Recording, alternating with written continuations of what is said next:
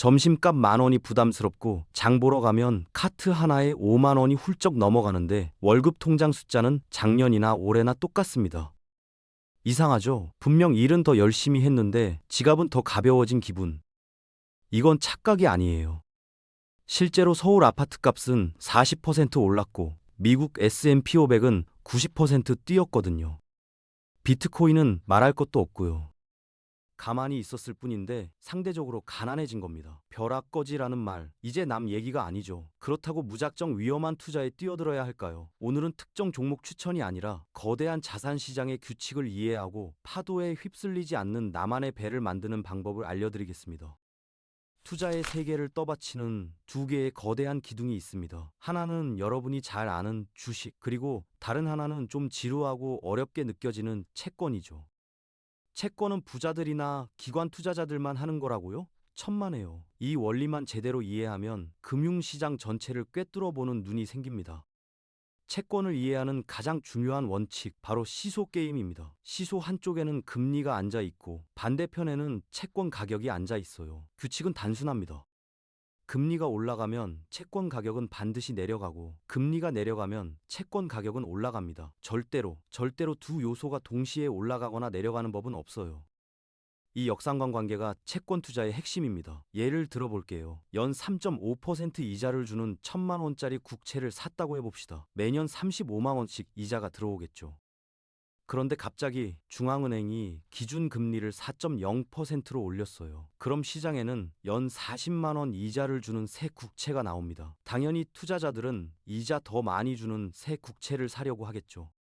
그럼 내가 가진 3.5%짜리 낡은 채권은 어떻게 될까요? 아무도 1,000만 원 주고 안 삽니다. 팔려면 가격을 900팁대 원쯤으로 깎아야 해요.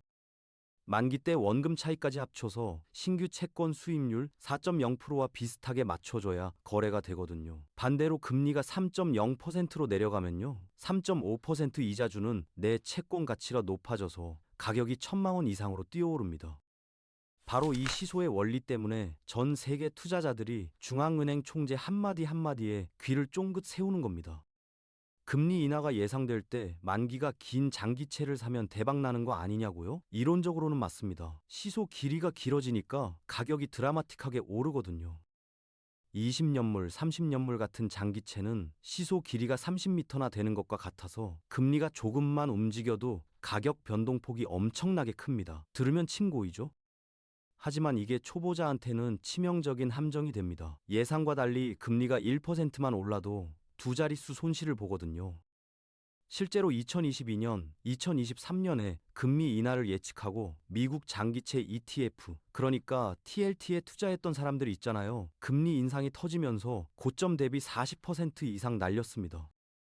안전자산이라고 믿었던 채권에서 주식보다 더한 변동성을 경험한 거예요. 회사원 박 과장님 있죠. 은퇴 자금 3억을 안전하게 굴리려고 장기채에 넣었다가 1억 2천 넘게 증발했어요.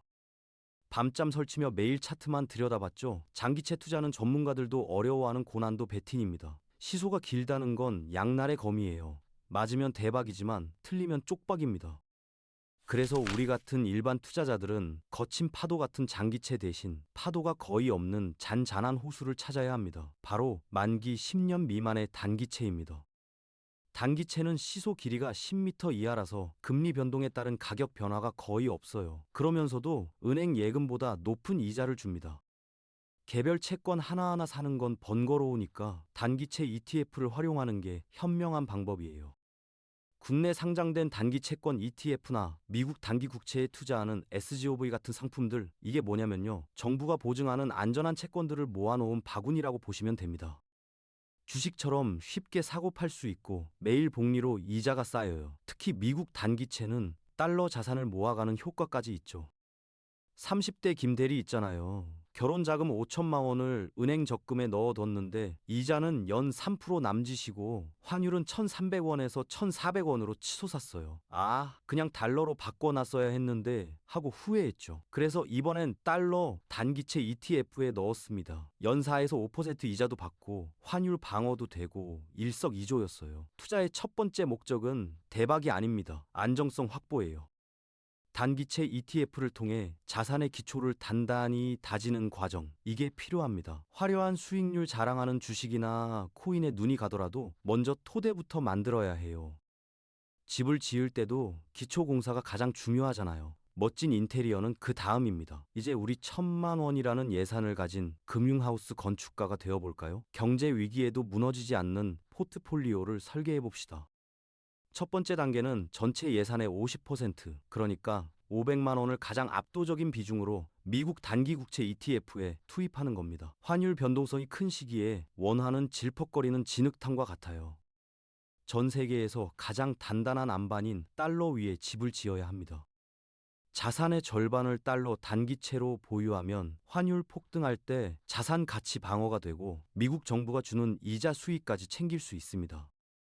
환차익 방어와 이자 수익, 두 마리 토끼를 잡는 가장 확실한 기초 공사죠. 두 번째로 예산의 20% 200만 원은 집이 무너지지 않게 버텨줄 기둥인 금 ETF에 투자합니다. 달러조차 흔들리거나 화폐 시스템에 위기가 오는 극단적인 상황에서도 금은 빛을 잃지 않는 실물 자산이에요. 불변의 기둥 역할을 하는 겁니다. 세 번째로 예산의 20%, 또 200만 원은 미래의 햇살을 받아들일 창문인 성장주 ETF에 투자합니다. 반도체, AI 같은 거요. 튼튼한 방어막, 그러니까 달러하고 금을 구축했으니까 나머지 20%는 세상의 혁신 흐름을 놓치지 않기 위해 미래 성장에 과감히 베팅하는 겁니다.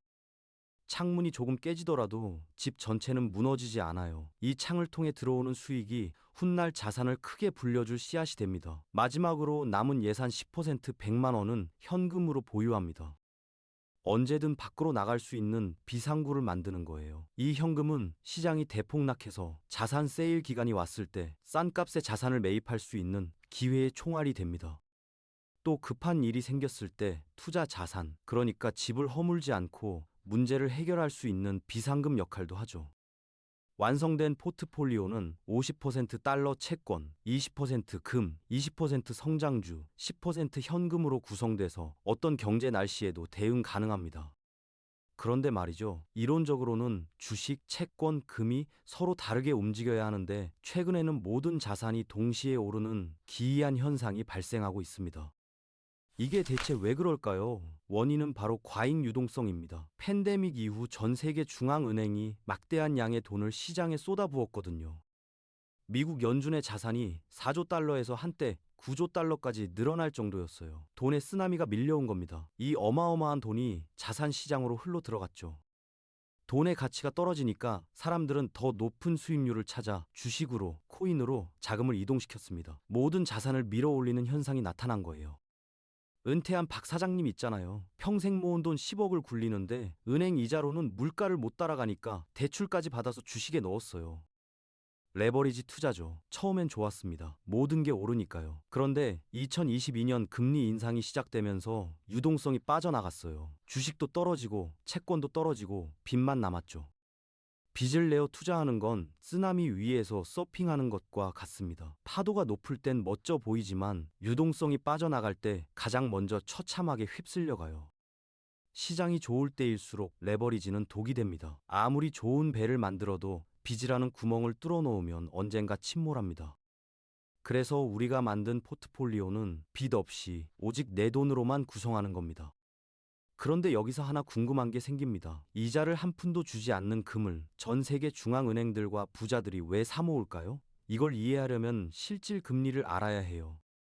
은행 예금 금리가 3%라고 해봅시다. 좋아 보이죠? 그런데 물가 상승률이 4%라면요? 실질 금리는 마이너스 1%가 됩니다. 내 돈의 구매력은 오히려 줄어드는 거예요. 통장 숫자는 늘었을지 몰라도 실제로 살 수 있는 물건의 양이 줄어들었다면 내 돈은 은행 금고 안에서 녹아내린 겁니다.